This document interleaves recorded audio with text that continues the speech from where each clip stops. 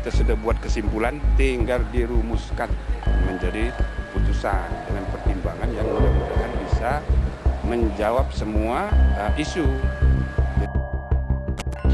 Perlu dipikirkan agar MK berwenang mendorong untuk dinyatakan putusan 90 tidak sah dan karenanya bisa diperiksa kembali perkara tersebut.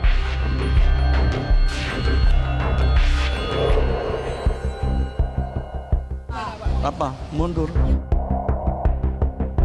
Yang menentukan jabatan milik Allah, Tuhan yang Maha Kuasa.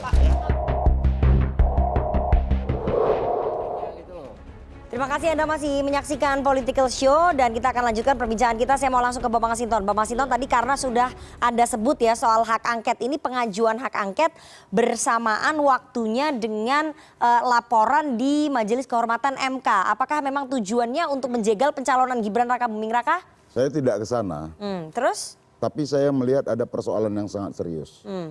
Nah, persoalan yang sangat serius ini harus bisa direspon oleh pejabat-pejabat politik di Republik ini. Karena dia diberikan mandat itu untuk membereskan, meluruskan sesuatu yang bengkok.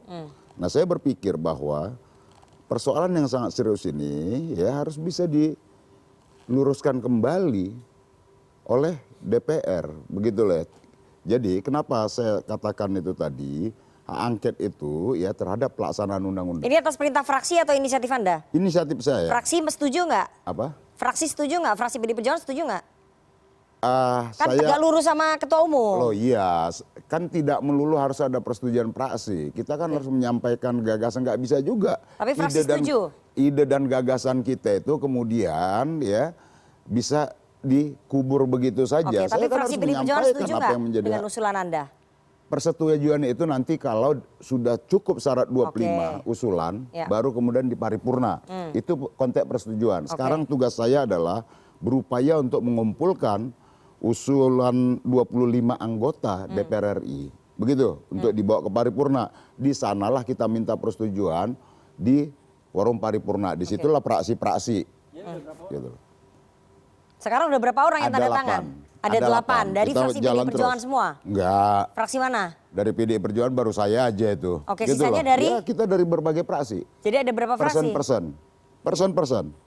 Insya Allah bertambah terus. Jadi sudah lebih dari 2 fraksi Anda katakan? Sudah lebih dari 2 fraksi. Oke, tapi kan Anda tahu bahwa hak angket ini ujungnya itu bisa mengganggu pencalonannya Gibran Rakabuming Raka. Saya nggak ngelihat ke sana. Kok bisa nggak melihat ke sana? Saya nggak ngelihat ke sana. Gitu loh. Jadi sama begini, saya 2 kali menjadi inisiator hak angket ketika periode lalu. Kan tidak ada ujungnya langsung ke presiden tuh, hak angket Pelindo, hak angket KPK, ya. Dia nggak langsung ke sana, gitu loh.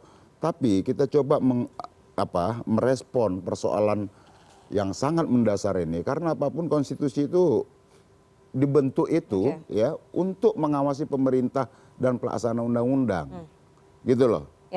Nah, jadi saya berpandangan DPR harus menggunakan hak penyelidikannya terhadap pelaksanaan undang-undang tadi, ya, terhadap pelaksanaan undang-undang itu. Jadi, nah, kita nggak masuk ke ranah yudisialnya. Jadi tujuannya untuk mengoreksi apa yang terjadi di MK saat ini? Loh iya, karena Mahkamah Konstitusi kan tunduk pada 1 Undang-Undang Mahkamah Konstitusi, 2 Undang-Undang Kekuasaan Kehakiman. Tapi kan di publik kemudian akan muncul stigma bahwa PDI Perjuangan menggulirkan hak angket. Ini publik yang tidak tahu ya, meskipun tadi Bang Refli dan Bang Ferry mengatakan. Publik yang tahu? Oke, jadi menurut Anda, saya nih ke Bang Habib nih, karena Anda yang mengatakan bahwa ada operasi penjegalan terhadap Gibran Rakabuming Raka, itu maksudnya siapa, Mas Hinton? Ya kan, res judicata, ya, pro veritate habetur. Ini abang-abang kita ajarin saya begitu. Hal yang mendasar dalam praktek hukum, dalam belajar hukum itu bahwa suatu putusan hakim, pengadilan haruslah dianggap benar. Ya, bahkan kalau Pak Sudikno Mertokusumo, Pak, ya saya baca di semester 3 kalau nggak salah ya, bilang walaupun berdasarkan keterangan palsu sekalipun, ya, kalau sudah putusan final, ya kan, nggak bisa dipersoalkan. Ya, begitu juga kita lihat kasus Akil Mokhtar. Periksa ada 4 lawang, gunung mas, macam-macam lebak, ya, ada ambil suap, terbukti inkrah, tetapi tidak membatalkan putusan Mahkamah Konstitusi, PHPU itu ya. Lalu ada Patrialis Akbar, PUU, ya kan, Undang-Undang Peternakan dan Kesehatan Hewan. Terbukti menerima suap, tetapi tidak dibatalkan putusan Mahkamah Konstitusinya. Ya begitu juga semua perkara yang sudah berkekuatan hukum final. Jadi putusan itu bukan amarnya saja, putusan pengadilan itu, termasuk mulai dari irah-irah demi demi ketuhanan, demi keadilan berdasarkan ketuhanan yang Maha Esa, berbagai pertimbangan hukumnya, berbagai proses yang disampaikan di dalamnya, itulah putusan pengadilan gitu loh. Dan yang dilaksanakan adalah pointer amar putusan, sehingga tidak bisa dipersoalkan. Oh, saya nggak mau mempersoalkan amarnya, saya ini prosesnya nggak bisa. Satu kesatuan. Amar itu lahir dari proses. Pak, tadi kita waktu off ya kan, guru kita ya kan Bang Refli cerita soal Romy Herton ya, PHPU ya kan ya, perselisihan hasil pemilihan umum. Mahkamah Konstitusi memutus dialah yang dilantik. Tetapi setelah dihitung-hitung pakai kalkulator, ternyata seharusnya lawannya yang dilantik. Nggak ada upaya hukum apapun, ya kan, dan itulah fakta.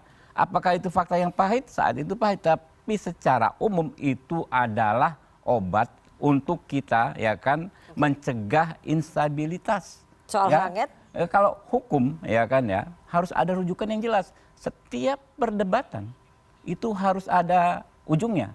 Ujungnya apa? Adalah putusan hakim. Nah itu dia, makanya. Jadi hak angket ini salah nggak? Nanti dulu. Makanya ya kan MK ini nggak akan bisa berpengaruh apapun, saya yakin.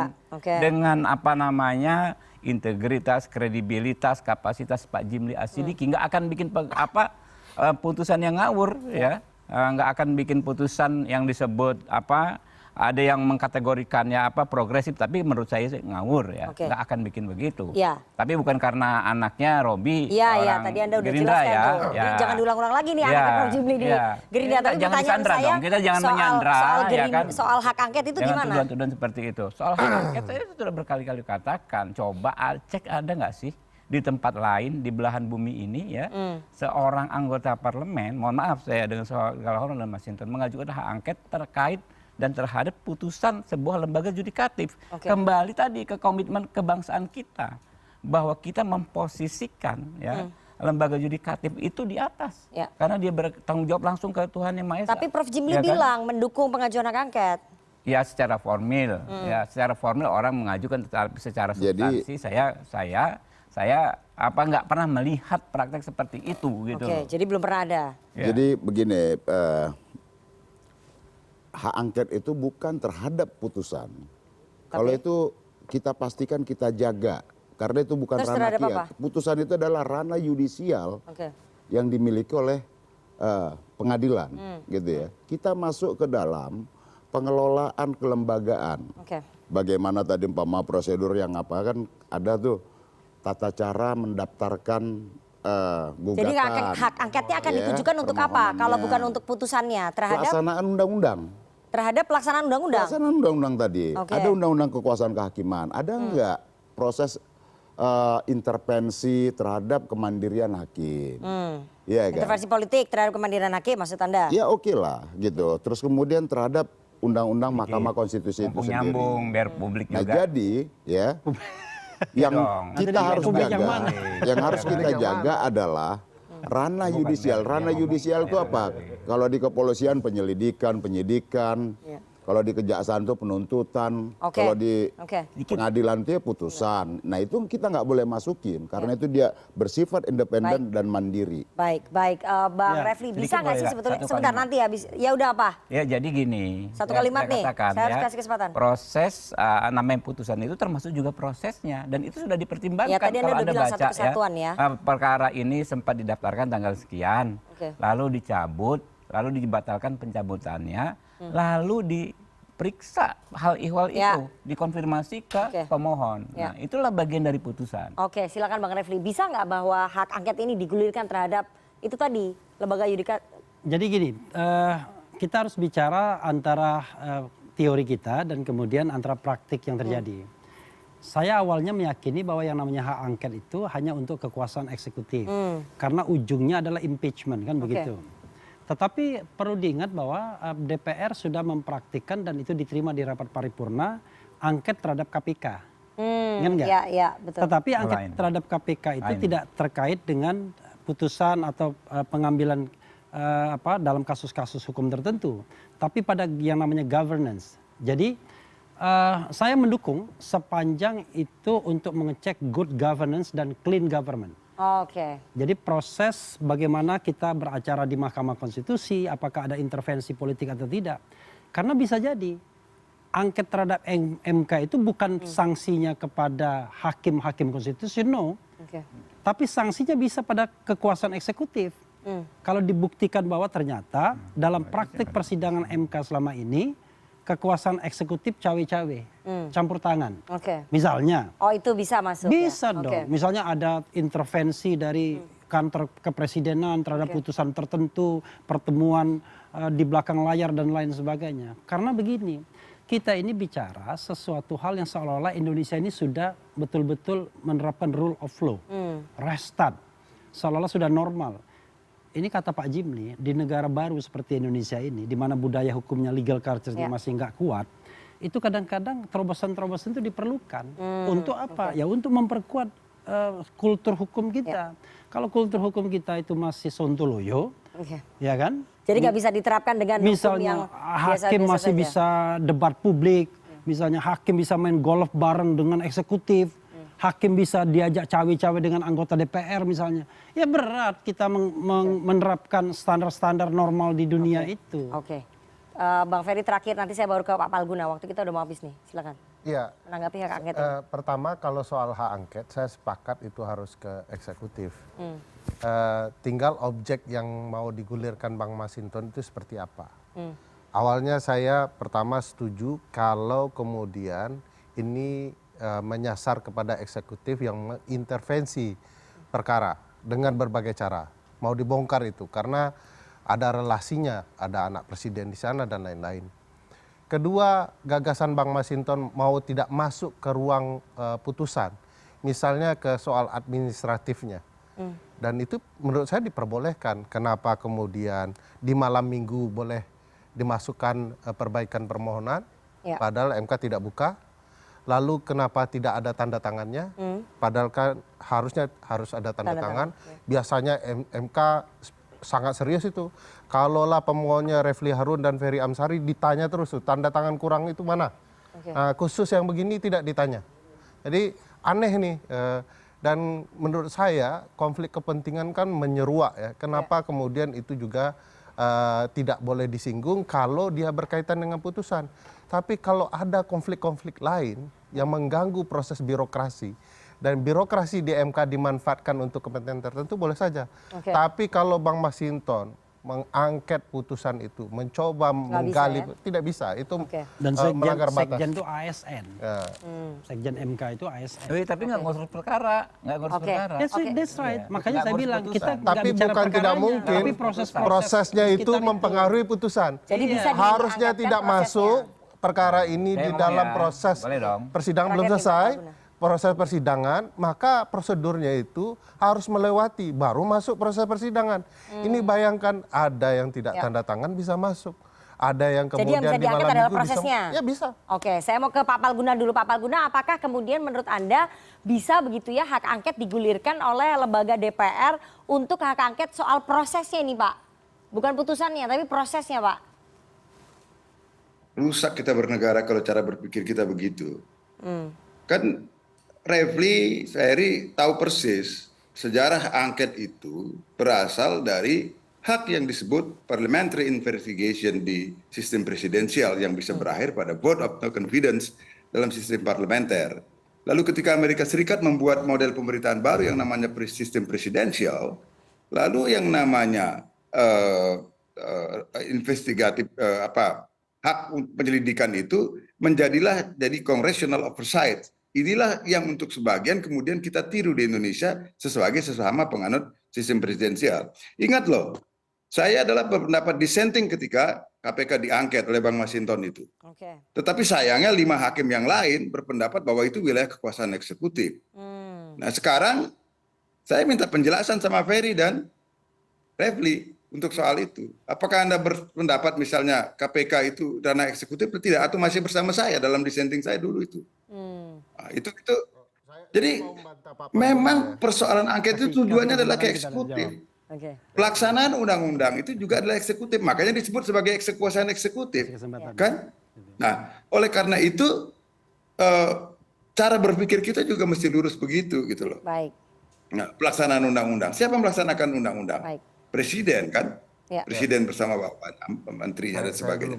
Nah, jadi dalam soal ini saya mengkritik keras putusan Mahkamah Konstitusi, terlepas dari ada persoalan politik tidak, karena memang putusan ini keliru menurut saya. Baik ketika menilai legal standing, baik kemudian ketika tidak menerapkan pasal 60 secara benar, kemudian berubah pendapatnya dari menolak menjadi mengabulkan, padahal nyata-nyata menyebut itu sebagai open legal policy, itu yang saya kritik.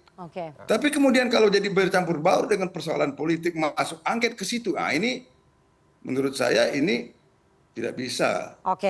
Baik. Terima kasih Pak Palguna. Silakan singkat saja ya, waktu kita udah habis nih. Saya dulu. Arahnya bukan ke seperti yang diasumsikan Pak Palguna. Arahnya saya tetap percaya bahwa kekuasaan kehakiman adalah kekuasaan yang merdeka, nggak boleh dicampuri. Tapi coba bayangkan kalau ada sistem birokrasi yang diintervensi kekuasaan eksekutif paling tinggi, sehingga abaikan tanda tangan, abaikan prosedur, pokoknya nanti disidangkan. Nah ini yang kalau memang itu arahnya, menurut saya diperbolehkan. Karena bagaimanapun ASN di Mahkamah Konstitusi punya bos di kekuasaan eksekutif. Dan mereka bisa saja mengintervensi, bisa tidak hanya sekjen kan, bisa panitera pengganti dan lain-lain. Jadi arahnya ke sana, bukan kepada putusan MK, apalagi memeriksa hakimnya tidak boleh itu. Silakan terakhir Bang Refli ya, waktu kita udah habis banget. Apa yang disampaikan Pak Palguna ini sesuatu yang perlu kita perdebatkan lebih panjang. Jadi nggak bisa singkat begini. Tapi intinya adalah gara-gara Mas Hinton sih tanggung. Kenapa dia tidak ajukan angket terhadap Presiden Jokowi? Ya kan? Bentar dulu. Presiden Jokowi, karena asumsinya ini ada kekuasaan eksekutif yang mengintervensi putusan pengadilan, kan begitu? Harusnya alamat angketnya ke sana. Ke Presiden. Cuma dia ini kan instannya tanggung, itu aja masalahnya. Nanti Pak Palguna kita berdebat lagi ya. Nanti kita bikin lagi nih khusus terakhir. Itu angketnya Mas Hinton tuh Ayu Ting Ting itu alamat palsu. Ya kan, tapi putusan pengadilan itu termasuk di dalamnya semuanya adalah prosesnya juga bagian dari putusan pengadilan yang nggak bisa kita sentuh dengan hak angket. Itu sangat jelas. Iya, itu tadi udah dijelasin juga Pak Palguna nggak konsisten juga. Yang yang ini dia setuju, yang Ono tidak setuju. Nanti kita bikin lagi nih khusus membahas hak angket kalau sudah diloloskan oleh DPR, karena sekarang masih 8 orang yang tanda tangan, masih butuh berarti berapa? 17 lagi orang yang tanda tangan, karena butuh 25 tanda tangan dari dua fraksi. Intinya juga karena kekuasaan kehakiman itu tidak dibiarkan merdeka oleh cabang kekuasaan di DPR. Itu kan asumsi. Bukan asumsi. Ini waktunya udah habis nih. Nanti kita bahas lagi. Kata siapa? Siapa ngomong Nanti anggota kita bahas di gitu. Saya. Ya asumsi berarti. Ya iya kan Anda yang bicara. Anggota pegawai itu waktunya udah habis. Terima kasih sekali. Terima kasih Bapak-bapak. Terima kasih Bapak-bapak sudah hadir di studio, dan juga Pak Idewa Gede Palguna, mantan Hakim Konstitusi. Terima kasih Pak Palguna sudah meluangkan waktu. Nanti kita tunggu besok setelah putusan MK keluar seperti apa. Terima kasih Pak Palguna. Kita ketemu lagi Senin depan jam 20.30 waktu Indonesia Barat di Political Show. Saya Rifana Pratiwi pamit, selamat malam, sampai jumpa.